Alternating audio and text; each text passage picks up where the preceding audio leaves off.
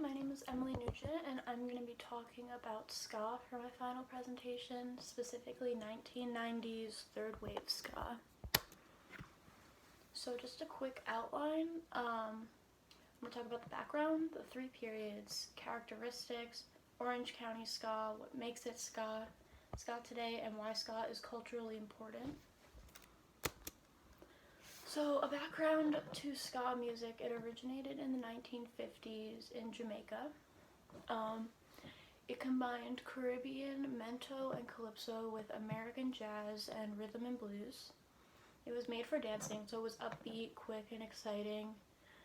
And it is typically divided into three different periods: first wave, second wave, and third wave ska. So to go more in depth into those different periods, first wave took place during the 1960s, the original Jamaican scene. A huge characteristic of this first wave were called rude boys. So rude boys were Jamaican subculture in the 1960s. They were typically made up of unemployed and impoverished teens at the time, and amongst them feuding gangs formed, and this culture became a huge source of ska lyrics. The second wave was late 1970s, also known as the English two-tone revival. It is the traditional ska sound mixed with the punk rock that was emerging in the UK at the time. And the third wave was in the 1980s and 90s in the US, mainly influenced by the two-tone ska period, and sounds ranged from traditional to mostly punk. So I'm just going to play a quick clip from the three different periods of ska just to show what they sounded like. So here's an example of first wave ska music.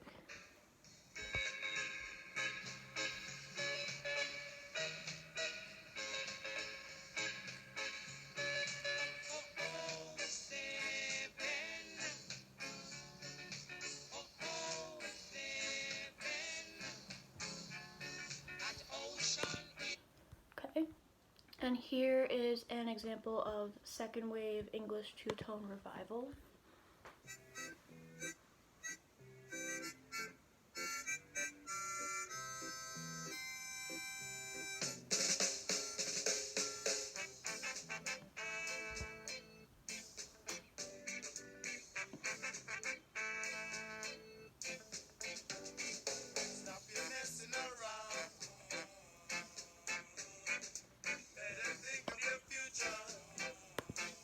Okay, and here is an example of third wave US ska.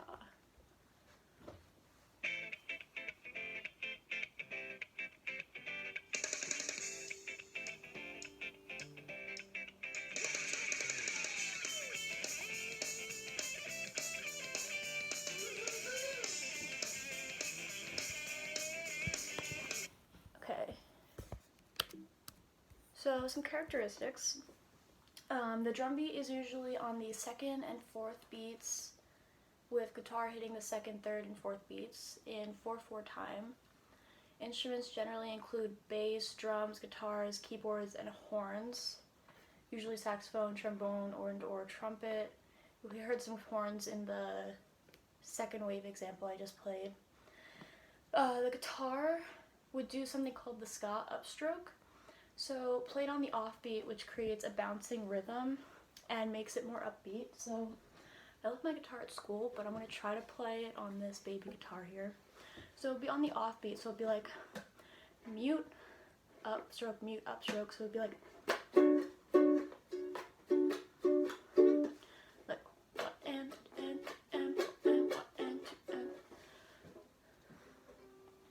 and vocals were different amongst the three periods. First wave, some were soulful and melodic, and then others would be what was called toasting. So toasting was kind of a forebear of rap. It included shouts, chants, interjections, and rhymes. Second wave, more melodic, energetic vocals.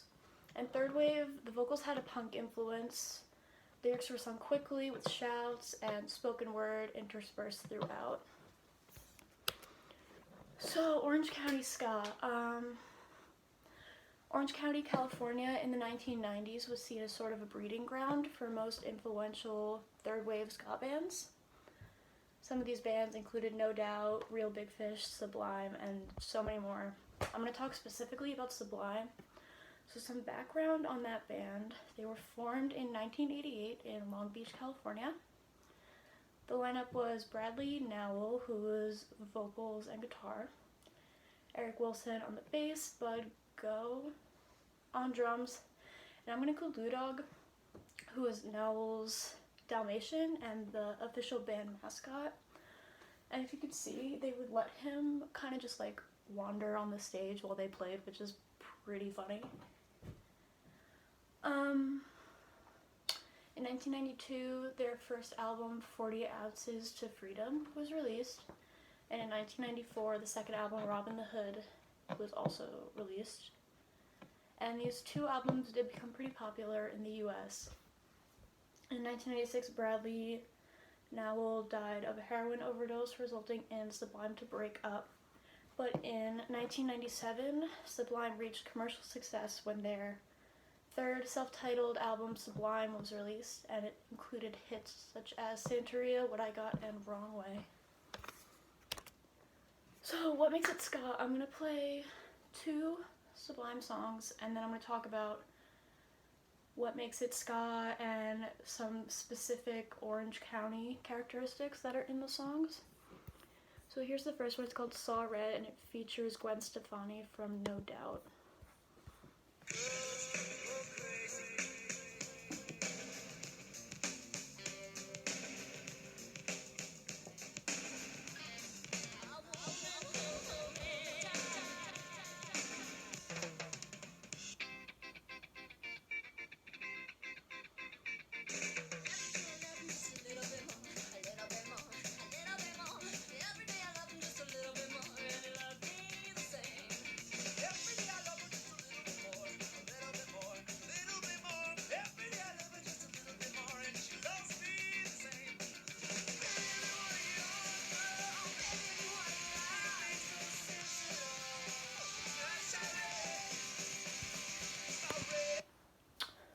So you can hear the ska upstroke throughout that song. It's mostly prominent during the verses.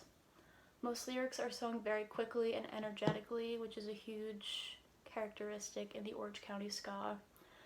The punk influence are very strong during the chorus. You can hear that muffled guitar sound with those power chords. So here's part of the second song.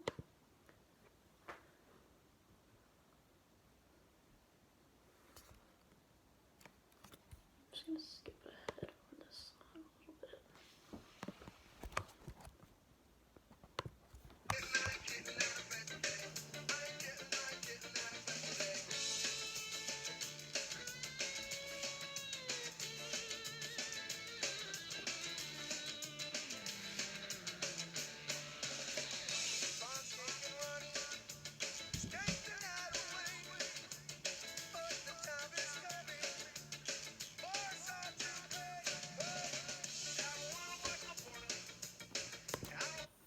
So you could definitely hear that ska upstroke again in that song. It's consistent throughout the whole song, and it's played a lot quicker than what I tried to play before. The lyrics aren't as fast as Saw Red. Many are spoken instead of sung. The same upbeat percussion sound is throughout this song, same as Saw Red. And those Orange County characteristics of the electric guitar solos all throughout the song definitely bring like a punk feel to it. So ska today, so the ska scene today is not as aggressive as it once was, but in 2017 Captain Ska reached number 4 on the UK charts. In 2018 the Interrupters broke into the US charts with She's Kerosene. In 2018, Real Big Fish released Life Sucks, Let's Dance, and they continue to tour. And in 2019, some notable publications such as Billboard and The Economist started wondering aloud whether a fourth wave will soon emerge. And here is just a screenshot of an Economist report, and it says, a fourth wave, ? Ska still has things to say. So why is ska culturally important? In Jamaica, ska allowed for political messages to be delivered to the masses.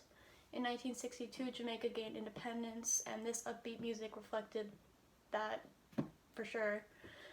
The first wave ska lyrics address social themes, such as the rude boy culture that I mentioned before. In 1966, rocksteady emerged from ska, and it continued to address those socioeconomic problems in Jamaica. Two-tone in the UK, lyrics were used to address issues of racism at the time. And third wave ignited interest in Jamaican style in the US and allowed widespread exposure to aspects of Jamaican culture. And that is it. Thank you for listening.